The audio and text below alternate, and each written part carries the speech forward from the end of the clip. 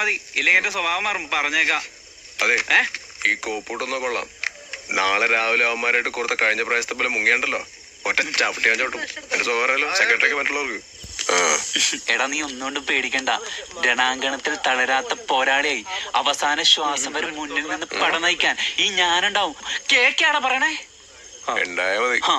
പിന്നല്ല, വന്നു വന്ന ഒരുത്തന്നെ വിശ്വാസമില്ല ദൈവമേ.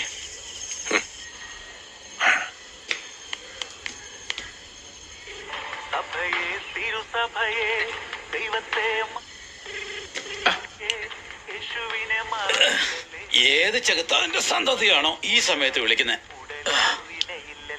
ഭാഗ്യം ചെകുത്താനല്ല, നായര. സാറേ, നാളെ ഒരു യുദ്ധം നടക്കും. യുദ്ധം. എന്താ പറ്റിയേ? എല്ലാരും ബോംബ് വെച്ചോ? എന്റെ സാറേ, ഞാൻ നമ്മുടെ പിള്ളേരെ പറ്റിയാ പറഞ്ഞേ. മൊത്തം കലിപ്പില്ല. കാര്യങ്ങളൊന്നും ഇവിടെ അത്ര പെർഫെക്റ്റ് അല്ല. ഇവിടെ പെർഫെക്റ്റ് അല്ലാത്തോണ്ടാണല്ലോ തന്നെ അവിടെ നിർത്തിയിരിക്കുന്നത്. ഇത് ഞാൻ വിചാരിച്ചാലൊന്നും നിൽക്കുമെന്ന് തോന്നില്ല. ഒരു ബറ്റാലിയൻ ഫോഴ്സിനെങ്കിലും ഇറക്കേണ്ടി വരും. ഇവിടെ മിലിറ്ററി നായരെ, താൻ നിൽക്കുന്ന സിയാച്ചിന്റെ മലമുകളിലൊന്നും അല്ല, ആർട്സ് കോളേജിന്റെ ക്യാമ്പസിലാ. പിള്ളേർ അലമ്പ് കാണിച്ച രണ്ടെണ്ണം കൊടുത്ത് അകത്ത് കയറ്റി നിർത്തണം. ചുമ്മാ മനുഷ്യനെ മെനക്കെടുത്താനായിട്ട് താൻ വെച്ചിട്ട് പോയേ. ഇയാളെന്ത് മനുഷ്യനാ? ഒന്ന് ഞെട്ടെങ്കിലും ചെയ്യണ്ടേ? ഛേ,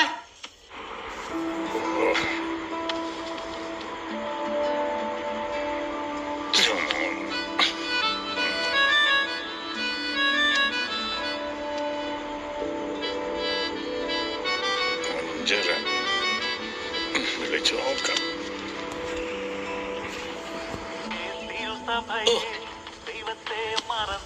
അതിന് മറക്കാനായിട്ട് നീ ഒരു അവസരം തന്നിട്ട് വേണ്ടേ?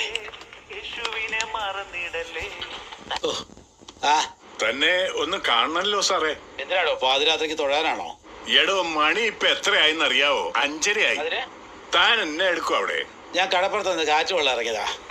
എന്റെ കരുണ, തനിക്ക് കാണണമെങ്കിൽ രാവിലെ ഓഫീസിൽ വന്ന് കണ്ടാ പോരെ? ഇതൊരു മനുഷ്യനെ ബുദ്ധിമുട്ടിക്കാനായിട്ട് പാതിരാത്രി വിളിച്ച് കിന്നാരം പറയാ. ഫോൺ വെച്ചിട്ട് പോയേ. പോ.